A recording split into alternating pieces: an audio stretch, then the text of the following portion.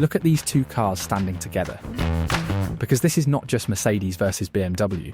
This is the moment BMW made Stuttgart look uncomfortable. On one side, the BMW M3 Sport Evolution sits low, compact and serious, like it has already read the racing rulebook twice. On the other side, the Mercedes-Benz 190 E2.5 16 Evolution 2 looks almost angry that it had to explain itself.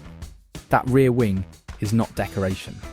Those swollen arches are not fashion. I like this fight because neither car was built for soft showroom storytelling.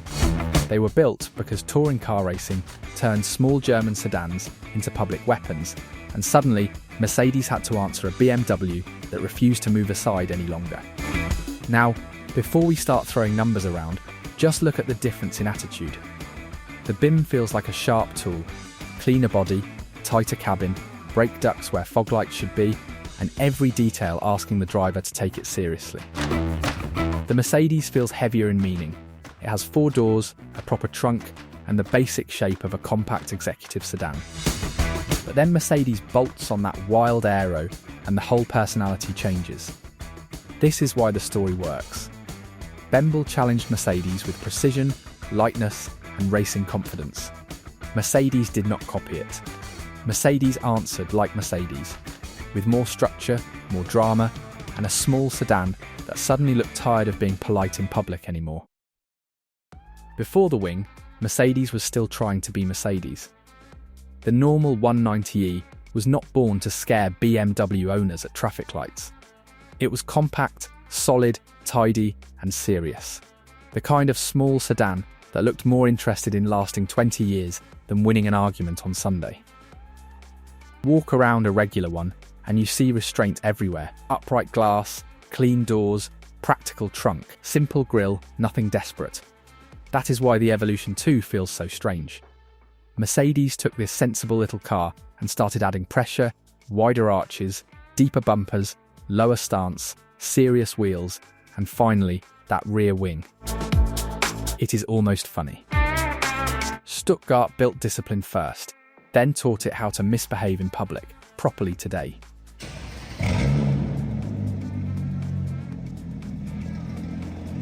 The BMW arrives differently.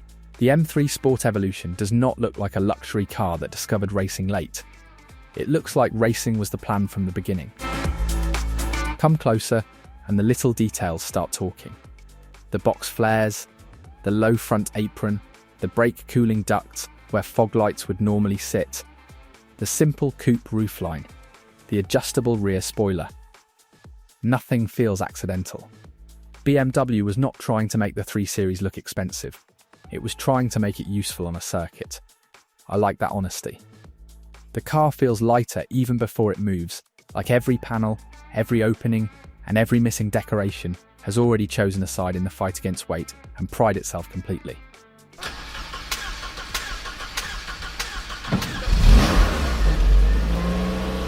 Mercedes answers with an aerodynamic hammer, and you feel it before any number appears.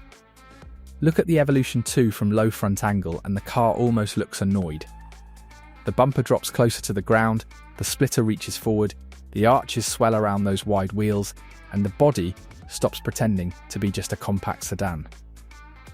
BMW sharpened a coupe. Mercedes transformed a 4-door into something that looked engineered by a committee that suddenly discovered anger. I like that contradiction. It still has the square shoulders of a 190e, still has the practical doors, still has the sensible roofline, but every added piece says one thing clearly.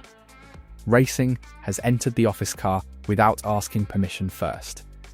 Why did touring car racing create both cars? Because road cars were no longer enough. In DTM, manufacturers could not just bring imagination, they had to bring something the public could point to in a showroom. That is where homologation becomes interesting.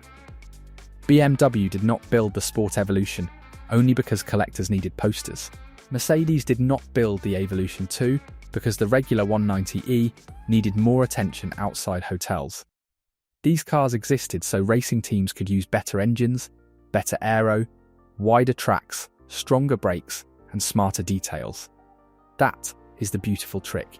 You are looking at road cars wearing number plates, but underneath, Racing rules are quietly pulling the strings on every strange decision here. Walk around the BMW first and do not rush it, because this car rewards attention. The M3 Sport evolution is not loud in the Mercedes way. Its aggression is tucked into useful places. The front apron sits low, the brake ducts replace the fog lights, and the box flares are not there to look fashionable at a cars and coffee meet. They are there because wider track, better tyre, and racing clearance mattered. Even the coupe body feels chosen with purpose, shorter, tighter, lighter, easier to place. This is the part I enjoy about the BMW. It does not need one huge gesture. It wins you over by showing small decisions that all point toward the same job perfectly. Honestly, the Mercedes rear wing is the whole argument, and I would start at the back, because that is where the car stops being shy. On a normal 190e, the trunk lid is clean and sensible, almost boring, in the best Mercedes way. On the Evolution 2, it carries a wing that looks like Stuttgart brought a piece of pit lane furniture to the street. But look closer. The rear window trim, the high wing, the little trailing edge, the way the whole rear end manages air, this is not random theatre. It is Mercedes trying to make a small sedan stable, legal, and useful in racing. Subtle? Absolutely not.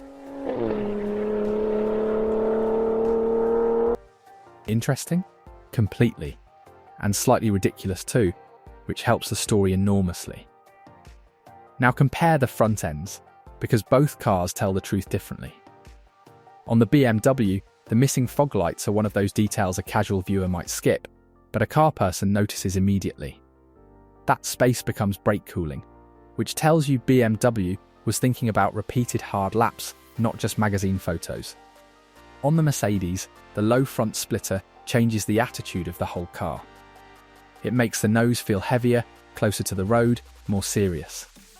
BMW uses the front end like a tool tray. Every opening has a job. Mercedes uses it like pressure, pushing the small sedan down until it looks ready to argue with the asphalt itself today, before moving one angry inch. Stand beside both cars, and the side profiles explain the whole argument without saying a word. The BMW looks tight, short, and ready to change direction. The coupe roof drops neatly, the glass area feels compact, and the box flares sit over the wheels like they were drawn by someone thinking about corner exits. Now look at the Mercedes. It is still a four-door sedan, so it carries more length, more upright glass, more seriousness. But the Evolution 2 body kit presses everything downward. The skirts, arches and lower stance make the car feel heavier with purpose. The BMW looks like it wants to dart. The Mercedes looks like it wants to plant itself without apology. Now look at the wheels and tyres, because this is where both cars stop pretending to be normal road cars. The BMW wears its racing clues neatly. The arches are not just swollen for theatre, they create space for serious tyre and track width. On the Mercedes, the 17-inch wheels and wide tyres fill the arches with almost too much confidence. You can see why the body had to grow around them. This is the part I love in homologation cars. The wheel is not decoration anymore. It becomes evidence. It tells you what the suspension, brakes, aero and racing rules were asking for.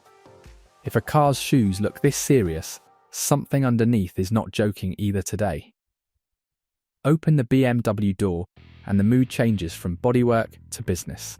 This is not an interior trying to impress a luxury customer with wood and softness. It feels like the driver is the only person BMW really cared about here.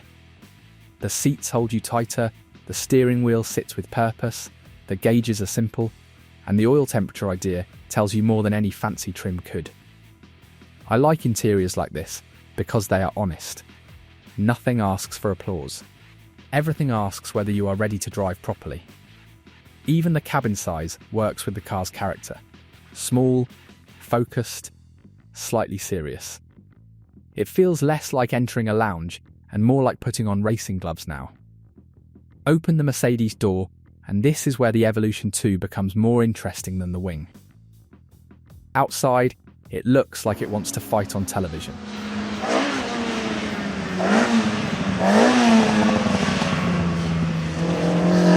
Inside, it still remembers Stuttgart discipline. The dashboard is upright, the switches feel ordered, and the cabin has that proper Mercedes sense that everything has been placed by a serious adult. But then you notice the sports seats, the extra gauges, the smaller steering wheel, and the numbered gear lever insert, and the story changes again. This is not a strict racing shell. It is a Mercedes trying to behave while wearing racing equipment. I like that tension. The BMW feels born ready. The Mercedes feels like manners under real pressure now. The detail most people miss inside these cars is not one button or badge. It is the difference in moral character. In the BMW, the little things keep pushing you toward the driver's seat. The supportive seats, the simple instruments, the purposeful controls, the feeling that passengers are secondary to the next corner. In the Mercedes, the little things are stranger. The numbered insert, the extra gauges, the firm seats, and the normal sedan architecture all live together. It feels like Mercedes refused to throw away its manners, even when racing asked for attitude. That is why the comparison works. The BMW cabin says focus. The Mercedes cabin says control trying very hard not to grin. Lift the BMW bonnet, and the romance gets mechanical. This is where the M3 Sport Evolution stops being a pretty red or black coupe and starts feeling like a motorsport project. The engine is not huge, but that is the point.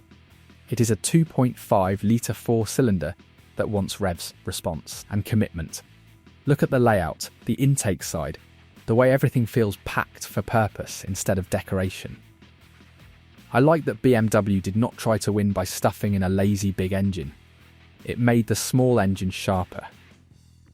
This car asks the driver to work with it, keep it alive, use the gearbox, listen to temperature, and respect the rhythm before asking for everything. Now lift the Mercedes bonnet, and the mood changes again. The Evolution 2 also uses a 2.5-litre four-cylinder, but it does not feel like BMW thinking wearing a Mercedes badge. Look at the big bore, shorter stroke idea, the 16-valve head, the serious injection hardware, and the way the engine sits inside this sensible-looking sedan body. This is not a taxi motor made louder.